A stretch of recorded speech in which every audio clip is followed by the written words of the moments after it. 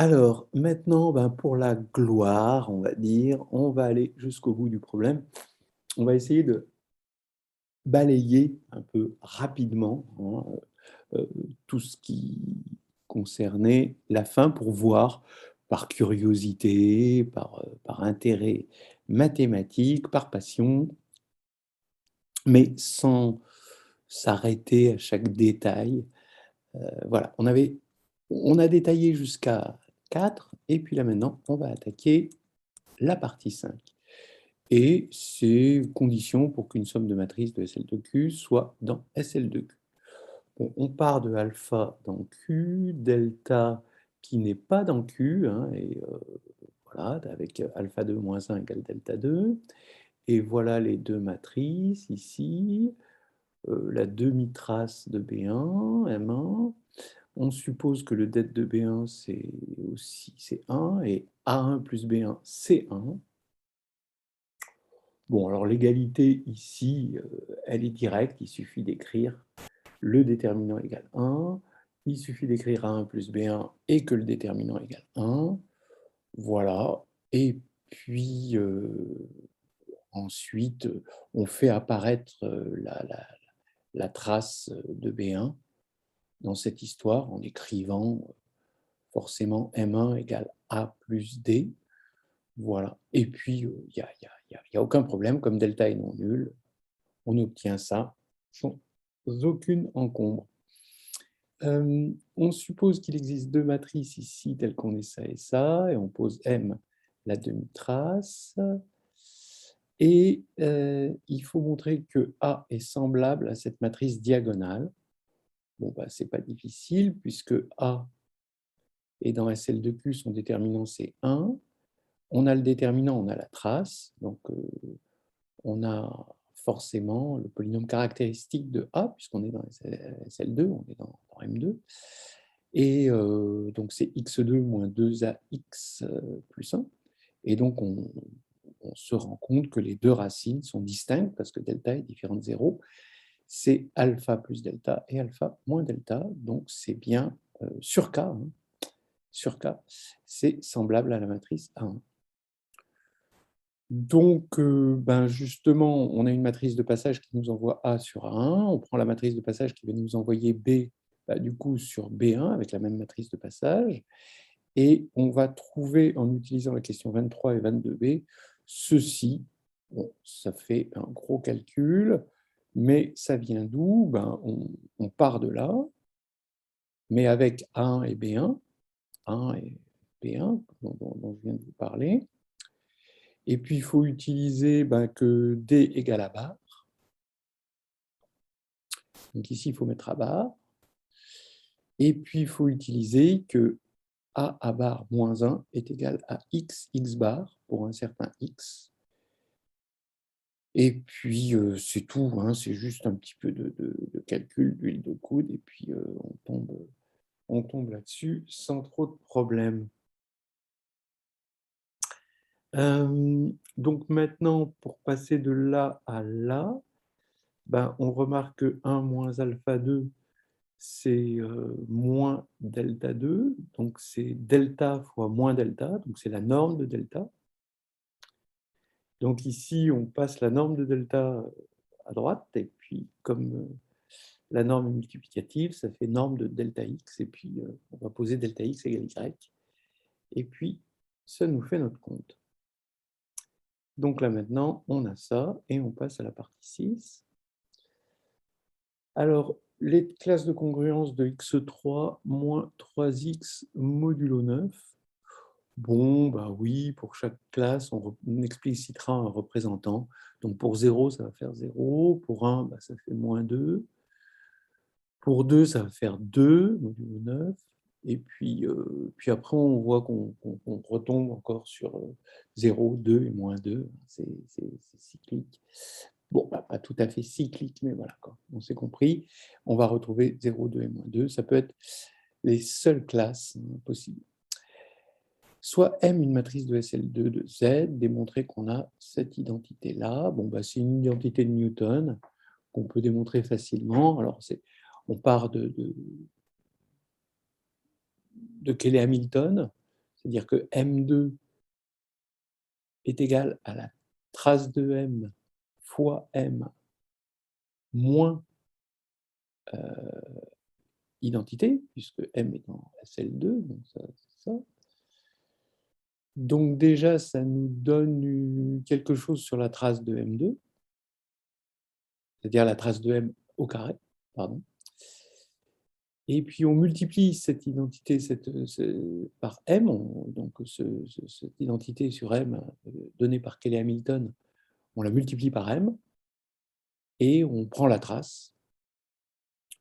Donc on va avoir quelque chose avec la trace de M3, la trace de M fois la trace de M2, cette fois-ci, mais la trace de M2, on l'a trouvée par récurrence, et donc on va trouver ça très très facilement.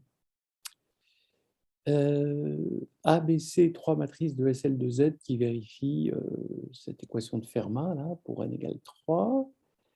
Et on suppose que parmi les nombres, au moins l'un d'entre eux n'est pas divisible par 9. On suppose qu'ils ne sont pas tous divisibles par 9. Bon, du coup, comme la trace est additive, on va avoir la somme des deux. On va avoir ça plus ça qui est égal à ça, et on se rend compte assez facilement que, quitte à permuter certainement, parce que, à mon avis, comme 3 est impair, on peut remplacer C par moins C. On peut toujours se ramener au cas où on a 0, 2, 2, en jouant avec 0, 2 et moins 2, c'est du cas par cas. Voilà. Alors, maintenant, la 2. On se rend compte que, puisque la trace de B1 au cube, c'est 2 modulo 9, eh bien, modulo 3, la trace de B1 ne peut, en reportant là-dedans, ne peut être égale qu'à moins 1 modulo 3, ou 2 modulo 3, ou moins 1 modulo 3. Donc, ça va faire que, par Kelly Hamilton, les polynômes caractéristiques de B1, ça va être x2 moins 2x plus 1. Donc x moins 1 au carré. Et pareil pour C1, les mêmes causes ayant les mêmes effets. Donc maintenant, on attaque le 3. 1 est la seule valeur propre, donc c'est trigonalisable. On est sur un corps, hein, c'est ça qui est important. On est sur Z sur 3Z. Sur un corps, on a la trigonalisation, et on peut dire que c'est semblable à une matrice comme ceci. Très bien. Et maintenant, montrer que A1 au cube est égal à la matrice nulle. Oui, parce que maintenant, comme la matrice nulle, modulo 3, hein, donc on va regarder, on va partir sur A cube plus B cube égale C cube, mais quand on met cette matrice au cube, on va tomber sur l'identité, hein, que ce soit pour B ou pour C. D'accord? Parce qu'on est en caractéristique 3. Et donc, ça va faire A cube plus identité est égal à identité. Donc, A cube, modulo, hein, parce qu'on regarde ça de façon modulaire. Tout passe modulo, cette identité passe évidemment modulo 3, hein, multiplicativement et additivement. Et on va avoir A1 au cube égale 0. Voilà. Alors maintenant, on déduire une contradiction, bien sûr, puisqu'on devait avoir le déterminant qui devait être égal à 1. Et donc, oui, le déterminant de A1, modulaire, hein, même 1 modulo 3, ça reste 1. Donc, on devait avoir 1, et là, on a 0 égale 1. Donc, c'est la contradiction suprême. Et maintenant, on continue. Alors là, on suppose qu'on a 2 alpha égale 0, 2m égale 0, bon, tout ça modulo 9. Et on suppose ça. Bon, alors là, on sent qu'on est dans la grande traversée, là, c'est la galère. Là, voilà, bon, quitte à multiplier par... voilà, on a x égale r sur d, donc on prend x et y, deux rationnels, d le dénominateur commun, c'est un PPCM, quitte à multiplier par d2 ici, et puis par 4, certainement, et même plus, oui, faut même multiplier par 16 hein, pour obtenir cette identité, hein, voilà, et des 2. Alors, il faut montrer qu'on a ceci. Alors bon, bah, ça, c'est 0 modulo 9, donc ici on va avoir 4. Là, c'est 0 modulo 9, donc ici ça fait 0. Donc on a 4, là c'est 0 aussi, donc moins, moins, moins, ça fait moins. Donc 4 moins 16, c'est ça, 4 moins 16, ça fait moins 12. Et moins 12, ça fait moins 3, donc ça fait 6 modulo 9, donc c'est bon. Et ceci, bah oui, du coup, quand on va regarder ça, modulo 9, ça va faire 6, mais 2 alpha ici, ça disparaît. On va avoir, bah oui, on va avoir ça égale forcément 0 modulo 3, hein, parce que ça disparaît. Et ça, modulo 3, ça fait 0. Voilà. Donc ça allait. Bon, bah maintenant, on fait un cas par cas, modulo 3, et on se rend compte qu'on n'a que ça comme possibilité. Et du coup, ben, avec cette égalité, on voit que 3 qui va diviser le membre de droite, qui va être premier avec le membre de gauche, et puis il va diviser D, et on va avoir une contradiction sur la définition de D, qui était le PPCM. Et donc, il y a une contradiction, donc on ne peut pas avoir ce genre d'identité. Voilà. Et maintenant, donc on a ça, montrer qu'il n'existe pas de matrice U et V qui vérifie ça. Bon, bah, voilà, hein, c'est tout bête, hein, on va chercher ça là-dedans. Donc on a ce résultat qui vient de la section 5. Si jamais c'était vrai, hein, d'accord, hein, voilà, si on avait ça, on aurait ça, et on ne peut pas avoir ça. Donc voilà, c'est une petite synthèse. Alors pour la 28, ben, du coup, on va montrer que, on veut montrer que si 3 divise n, l'équation de Fermat n'a pas de solution dans SL2 de Z. Donc, on va supposer qu'elle en a. Alors, on va avoir des solutions de x3 plus y3 égale z3, hein, d'accord, avec un changement de variable. Du coup, on va avoir des matrices A3, B3, A, B et C telles que on a ça. Et puis, c'est dans SL2 de Z. Donc, on va avoir,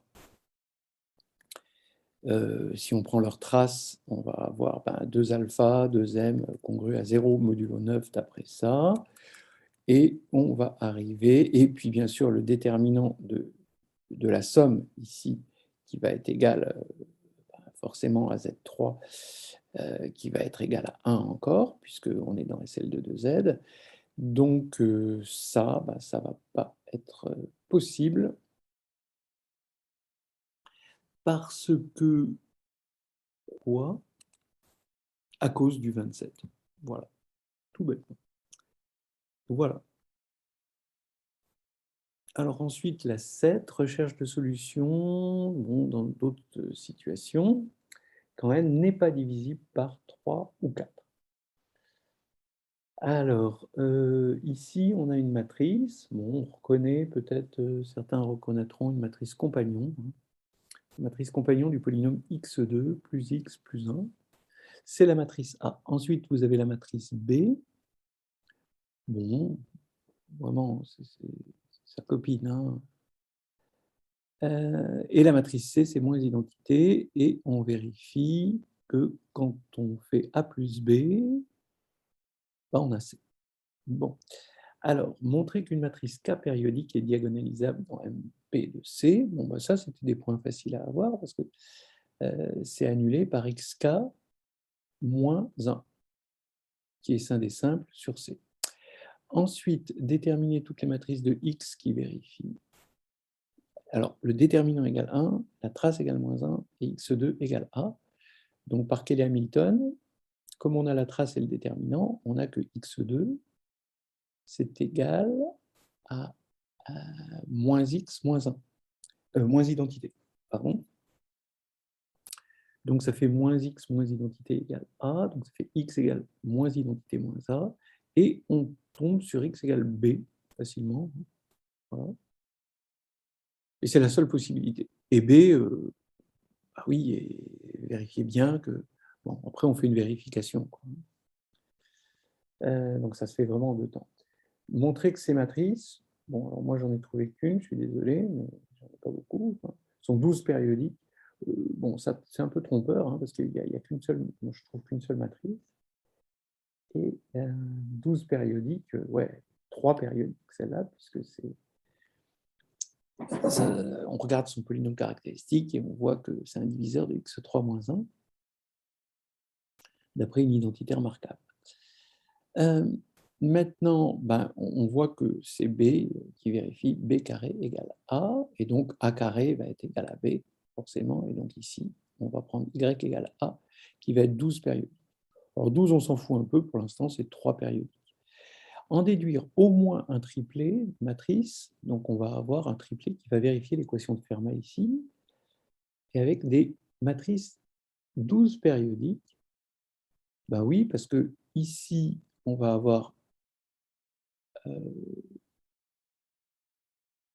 ici, on va prendre x égale b, plus là, on va prendre y égale a, donc ça va faire a plus b égale, et il faut trouver une matrice z qui soit une racine carrée de moins i2.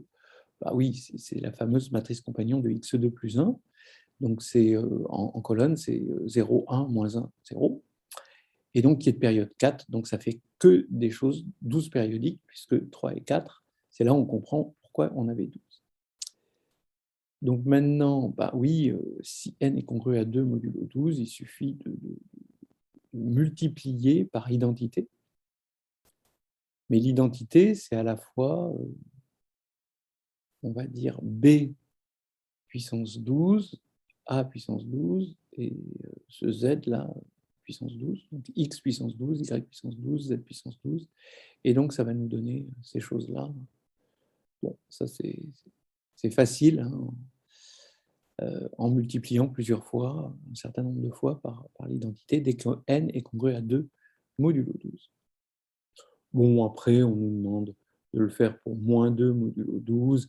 On va se débrouiller à bidouiller avec cette identité et en utilisant le fait que A, que, que, que B est que X, on va dire, est de période 3, Y de période 3, Z de période 4, et on va pouvoir trouver à chaque fois des solutions pour, pour un certain n congru à moins 2 modulo 12.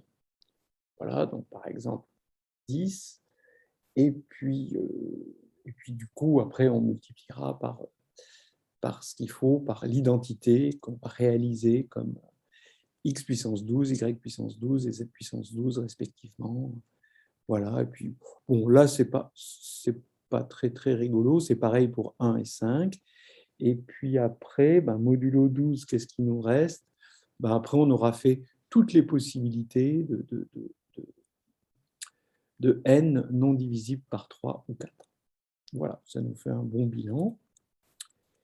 Et puis là, on est arrivé au réseau de Qn. Alors, voilà. Alors, ça, je conseille de le faire parce que c'est quand même un grand classique. On va essayer de le faire. On a un réseau R. Il est engendré sur Z par des éléments VI. Il y en a un nombre fini dans Q puissance N. Voilà. Bon, on va regarder les éléments dont la dernière coordonnée est nulle. R est un sous-groupe additif, ça ne pose aucun problème. Pour n égale 1, ben, R égale petit rz, donc on va voir que voilà, il va y avoir une z base, en quelque sorte, de R, qui va être unique à plus ou moins 1. Alors pourquoi? Ben parce que comme on a un élément, il est sur Q, qui engendre, quitte à multiplier par son dénominateur, on peut se retrouver dans Z, et on va multiplier par son dénominateur D, et on va avoir un DR qui va être un sous-groupe de Z. Donc il va être de la forme, on va dire, MZ, puisque c'est un sous-groupe de Z, et donc R va être sous la forme M sur DZ. Donc il suffit de poser R égale M sur D, et on va avoir un élément de Q. Voilà. Alors maintenant, on attaque la 37. On a pi la projection sur la dernière coordonnée de Qn vers Q. Donc c'est un morphisme de groupe. Et on va regarder le sous-groupe additif, hein, évidemment, R, et on regarde son image. Alors comme R est engendré par un nombre fini d'éléments, l'image ici dans Q va être engendrée par un nombre fini d'éléments, donc il va y avoir un dénominateur commun, quitte à, puisqu'il y a un nombre fini, hein, donc quitte à multiplier par ce dénominateur commun, on se retrouve dans Z, et puis on a un sous-groupe de Z, et puis on fait pareil que dans le 36. Ce qui fait qu'on va avoir dans l'image un élément générateur, on va dire comme ce R-là, quoi, hein, de l'image, et on va prendre l'antécédent, un antécédent de cet élément générateur, et on va obtenir un élément oméga, et on va avoir ceci. Voilà. Hein, donc, en gros, hein, le mot-clé, c'est surtout finitude, hein, de l'engendrement, et donc en finitude des dénominateurs, et donc PPCM des dénominateurs, qui nous permet ensuite de remonter, de redescendre de Q dans Z, et donc de se ramener au sous-groupe de Z. Voilà. Alors, ensuite,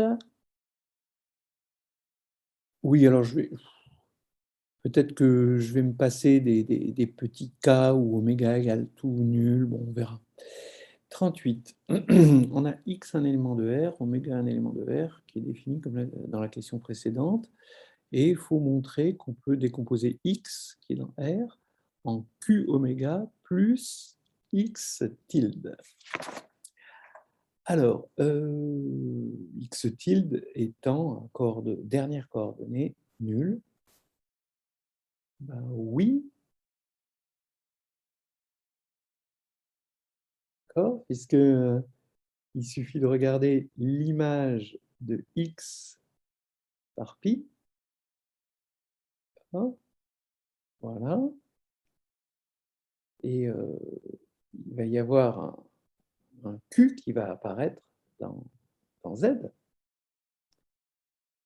ici, donc ça va être de la forme pi de oméga q, donc ça va faire que pi de x moins q oméga, donc ce soit un W, ou on va dire que c'est un W, a une coordonnée nulle, forcément, puisque son image va être nulle. Donc on va avoir ça sans problème. Montrer que x tilde est unique, oui, parce que en fait, q W est unique, X est unique, donc voilà. X est unique, il est donné par X, évidemment. QW, il est unique, évidemment, d'accord, parce que ça va être l'image. Ici, et lui, du coup, il va être unique. Mais Q, bon, il n'est peut-être pas toujours unique si W égale 0, bon, voilà, c'est des détails.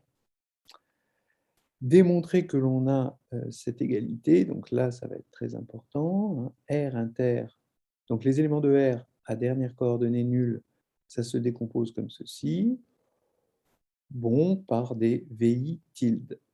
Alors, dans un sens, alors les VI tilde, c'est les images des VI qui étaient là par le tilde qui est là.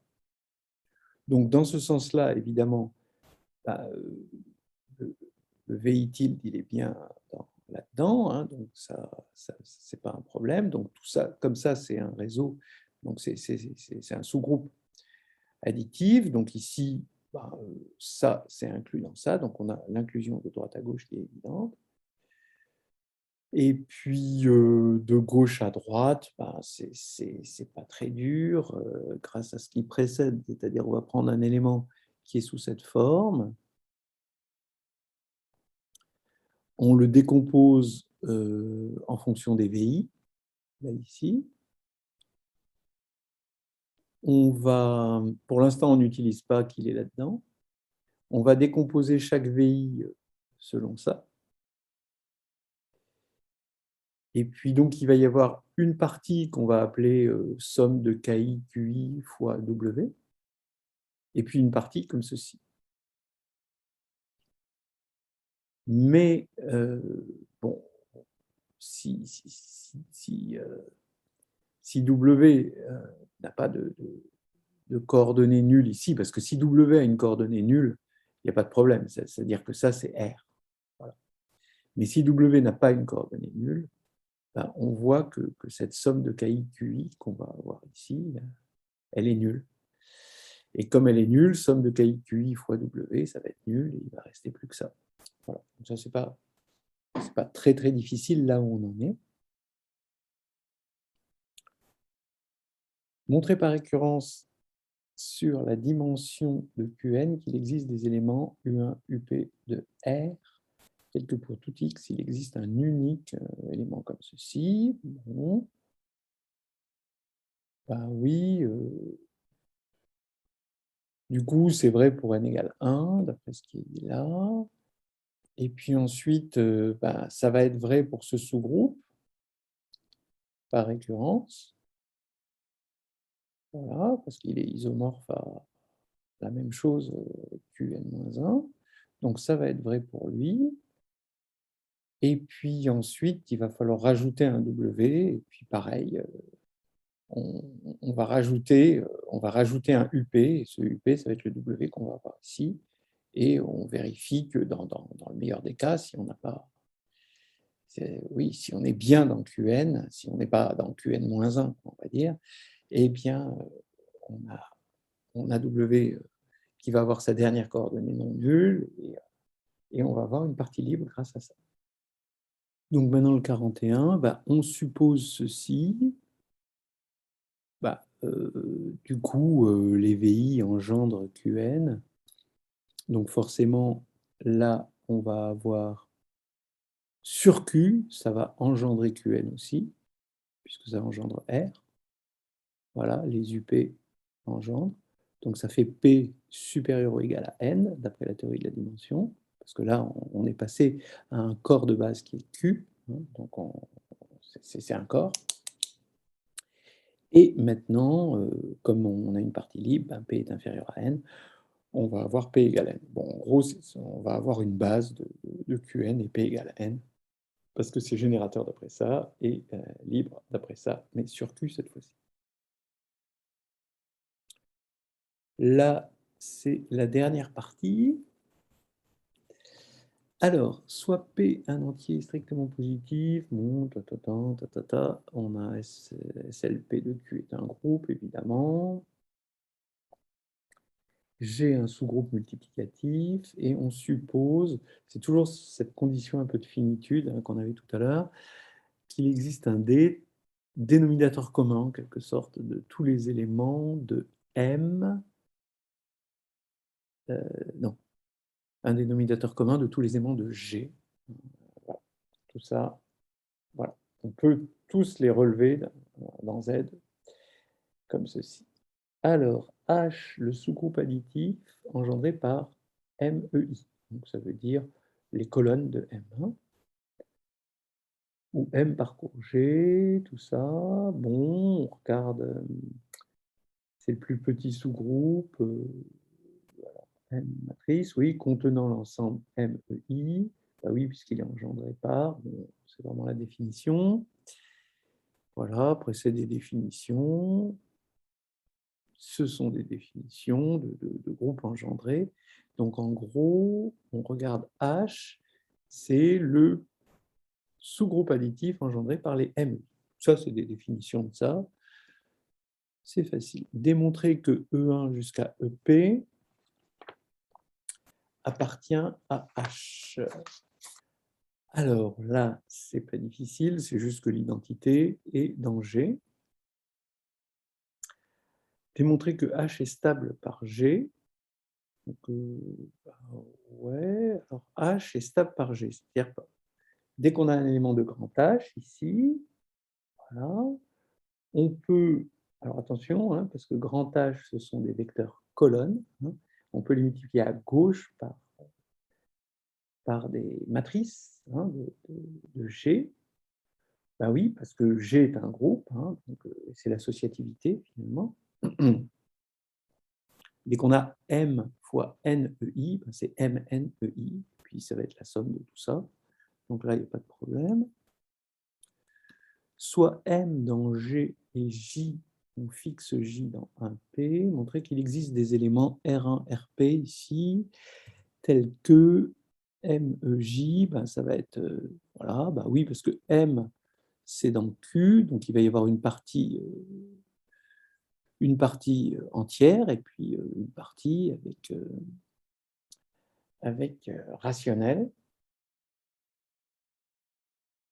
Et on utilise évidemment l'hypothèse qui est ici. Donc ça, c'est pas un problème. Montrer qu'il existe une famille génératrice ici. Bon, ben, on peut trouver des éléments de QP ici, hein, grâce à ça, tel que H va se décomposer comme ça, hein, et ensuite, on va avoir ici hein, une base par la finitude en utilisant ce qui précédait la partie précédente. Donc on va avoir une Z base ici. Et du coup, ben, comme on a une Z base, et c'est une Z base d'après ce qui précède ici de Qn, dans cette Z base, l'endomorphisme canoniquement associé à M, pour tout M dans G, bah, va devenir entier. Voilà. On a notre petit théorème de descente qui est quand même très joli. Là, je trouve ça très agréable.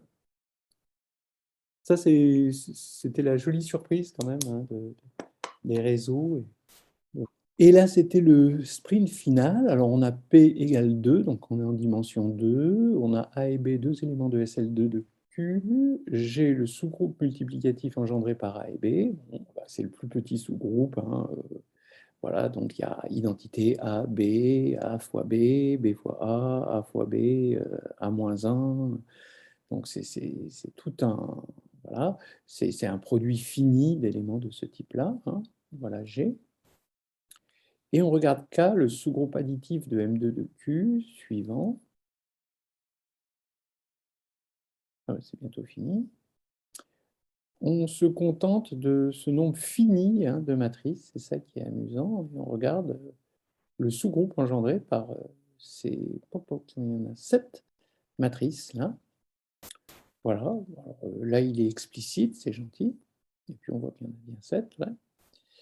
Et on va supposer que trace de A, trace de B et trace de AB sont entières. Alors, montrer que A-1 et B-1 appartiennent à K, bah, oui, parce qu'on voit bien qu'il n'y a pas A-1 ni B-1 là-dedans. Donc, voilà, il ne faut pas faire de jaloux, mais il se trouve qu'il y a Cayley Hamilton, qui va dire que A2 moins la trace de A fois A plus identité, parce que A est dans le cell2. Donc ça, c'est égal à 0, et donc on va pouvoir retrouver A-1 dans K, en multipliant cette identité, ce qu'est Hamilton, par A-1, et pareil pour B-1. Donc ça va aller.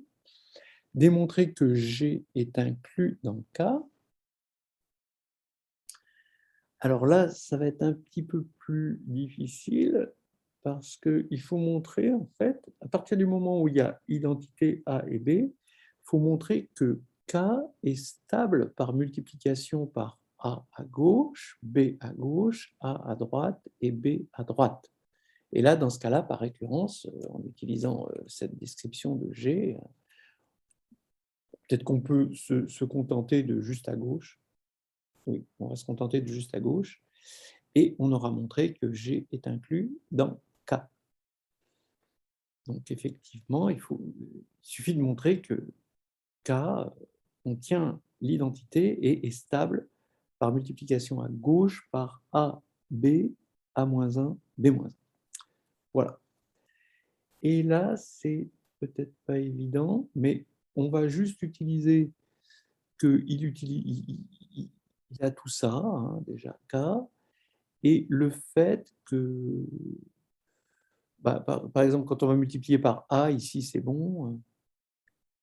Ici, quand on va multiplier par A, on va tomber sur AB, donc là c'est bon. Quand on va multiplier AB par A, avec Cayley Hamilton, on va retomber sur du AB, etc. Les problèmes vont commencer quand on va multiplier par exemple BAB par A. Et là, on va avoir AB, AB. Et c'est là où ici, ABA par B. Ouais. Donc là, ça va poser des problèmes. Bon, par A-1 et B-1, ça ne pose pas de problème parce qu'on a écrit, c'est additif, d'abord c'est un sous-groupe, voilà, et on a écrit A-1 et B-1 en fonction de A identité, B, etc. Donc ça ne pose pas de problème. Mais il reste à montrer quand même que c'est stable par multiplication par A et par B à gauche. Et là, le vrai problème, il va être ici, quand on va multiplier A fois BAB. Mais là, on a AB fois AB. On va utiliser Cayley Hamilton sur la matrice AB et le fait que la trace de AB appartient à Z. Voilà. Et donc là, ça roule. Et donc, en déduire qu'il existe un entier strictement positif D, tel que, bah oui, parce que maintenant, ça c'est bon. Parce que G est inclus dans K et que K est engendré par un nombre fini. Tout est dans la finitude de matrices à coefficient dans Q. Donc là, c'est bon. Montrer l'équivalence entre les deux propositions suivantes, ceci. Alors, justement, cette descente sur SL2 de Z par similitude et trace de A, trace de B, det de A plus B appartiennent à Z.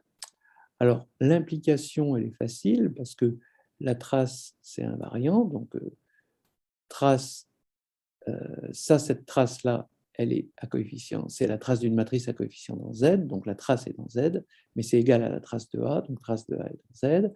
Pareil pour trace de B. Et quand on fait la somme, ça va être encore dans Z, donc le déterminant de la somme va être encore dans Z, mais c'est aussi le déterminant de A plus B. Donc là, ça va dans ce sens-là. Dans l'autre sens, c'est rigolo parce que on va prendre trace de A, trace de B et det de A plus B appartiennent à Z. On va appliquer. Donc ça veut dire que trace de A plus B appartient à Z, puisque trace est additif. Comme trace de A plus B et det de A plus B appartiennent à Z, on applique Cayley Hamilton sur la matrice A plus B. Et maintenant, avec Cayley Hamilton sur la matrice A plus B, on va avoir du A plus B carré, parce qu'on est en dimension 2. A plus B carré, on le développe en A2 plus AB plus BA plus B2. Voilà. Et on prend la trace de tout ça.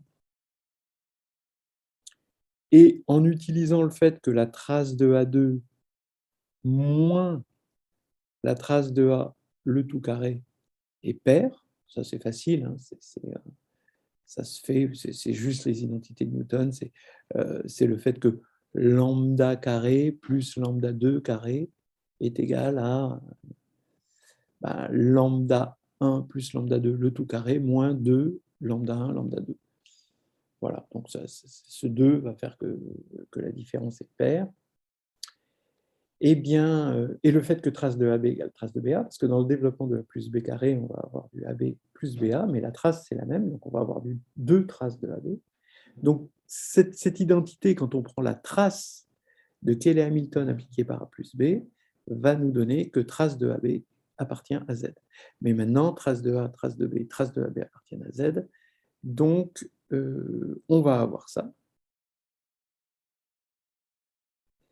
Et donc, comme on va avoir ça, on va pouvoir appliquer ce qui précédait, et on va avoir F qui va vérifier tout ce qu'on veut.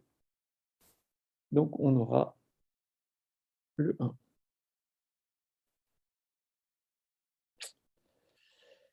Et on termine en beauté. Est-ce qu'on va terminer en beauté? N, un entier strictement positif, X et Y, Z, dans SL2 de Q, tel que appartiennent à Z, et cette relation, bon, et ben, on va avoir, donc, on peut se ramener à du SL2 de Z. On peut ramener ce truc-là à SL2 de Z grâce à un théorème de descente qu'on a vu avant, parce que je vais appliquer, je vais prendre A égale xn, B égale yn.